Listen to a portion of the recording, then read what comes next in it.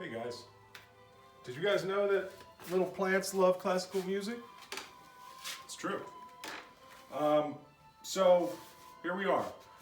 We're at the point where we need to start growing our seeds and soil that we got. So at this point, most of you guys have gone to the Pomeranian Center and picked up your seed package kits. There's a couple out there who haven't gotten theirs yet. We're going to make arrangements to deliver those. But I just want to take a moment and kind of introduce you to the process that we're going to go through for planting these seeds, because now's the time to be doing that, because we're going to take a little time to build our actual recycled wall garden. So during that time where we're building, our little seeds should be germinating. So come in and take a look a little closer. I want to show you how to plant your seeds.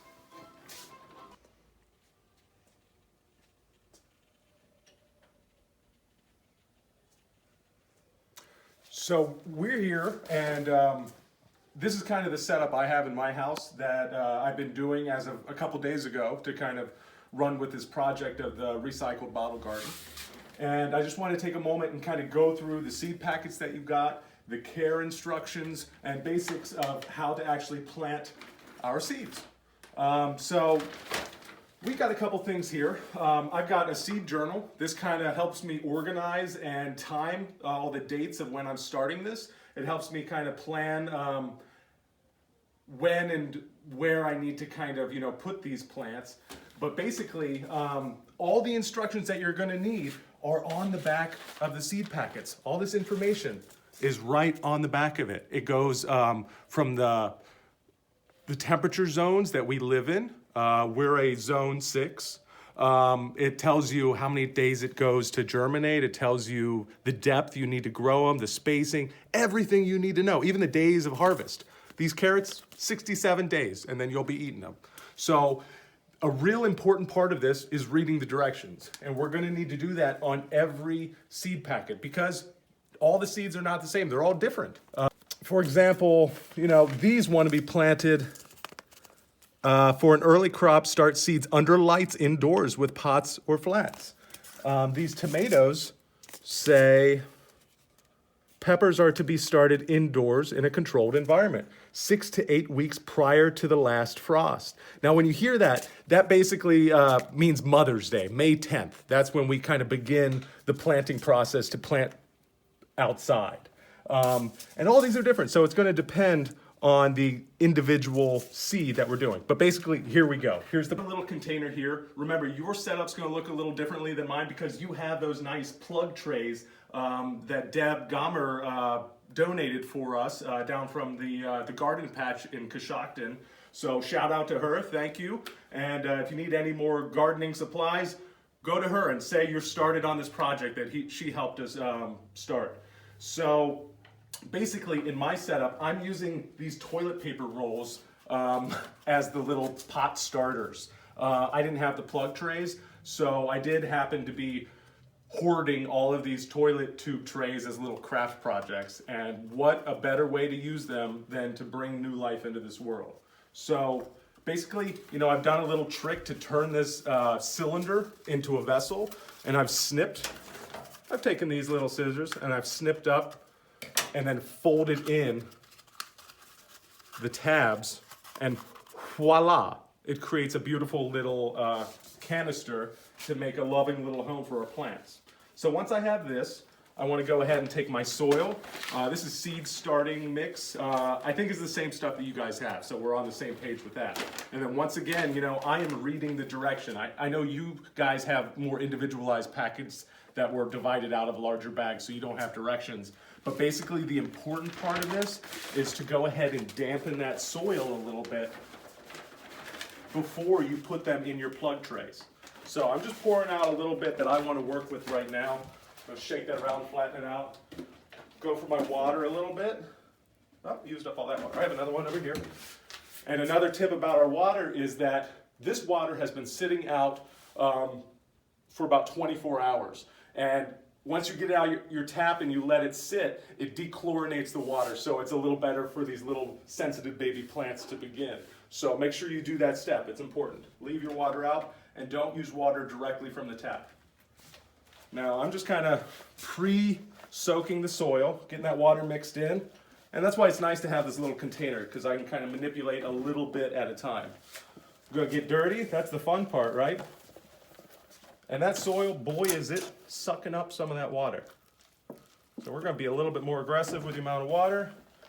And this is kind of like, remember when we were making our paper mache paste with the glue and the water? Had to get it the right consistency. Same similar thing. Okay, now take a good look at this. This starts to feel good to me where it starts clumping together and it's got some moisture in it. All right, so basically, I'm gonna get my seed journal out of here because that's an important document. I wanna keep that clean and organized. I'm gonna take my little toilet tube container that we made previously. I'm gonna pack it with dampened soil. Kind of pack it in lightly, not too hard. You want the roots of the seed to be able to kind of spread on out. So come on in again. And this one is going to be bell peppers. So once again, I refer down and it says plant at a depth of 1/4 inch under the topsoil. Transplant where the weather is warm, and plants are about 1 foot tall. So we're going to put this about 1/4 inch under the soil. And so look at these seeds. They're tiny. These look like the little seeds inside of bell peppers. Wait a minute, they are. They are. So I have that on the tip of my finger. Press it down. Take the second one, press it down. And you know what? I'm just going to add a little bit more on top. It's easier than trying to dig them back out. So that was about 1/4 inch. And then this is good to go. So I'll make a little cluster of bell peppers that are all the same because you've got several seeds of each vegetable. And you're gonna make a couple of them because we're gonna have thriving, beautiful gardens. So an important part of this process is labeling everything that we're planting so we know what we're growing and we can keep track of it. My system's gonna look a little different from yours because I found all this stuff just out of my house. You guys happen to have the nice plug trays, and with that you'll probably put little popsicle sticks or anything in there really that you can put a little flag of tape on and label.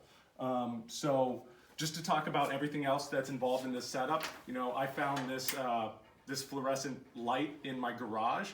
They're not special grow lights or anything, they're just cool toned fluorescent lights which are good for growing seedlings apparently after I researched it on the internet.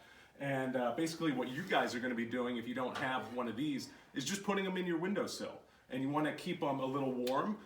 Plants need water, air, soil, heat, and a little wind to be like perfectly healthy. So if we can create that environment for them, they're going to be best off. And if you're not sure how to heat yours, some people just put them on top of their refrigerators, which is kind of naturally a little bit warmer, and it keeps about a 70-degree tone for the soil to stay at and to make the plants really happy.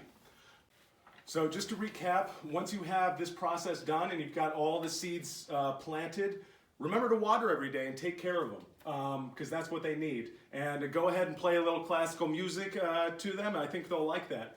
And basically all this information that we just went over is going to be in the coursework tab on Google Classroom. So check that out. If you missed any of this information, a detailed list of this process will be available there. Also, this is the time when you guys should be collecting all your final bottles and materials for the vertical wall garden that we're going to be making. And you know, there's also different options to look at on Google Classroom as well about what yours is going to look like because they're all going to be different because we all have access to different materials here. So take a look at that and start designing yours, whether it's in your head or actually do it on paper and share that with us to maybe inspire other people involved in this project. Till then, see you next time.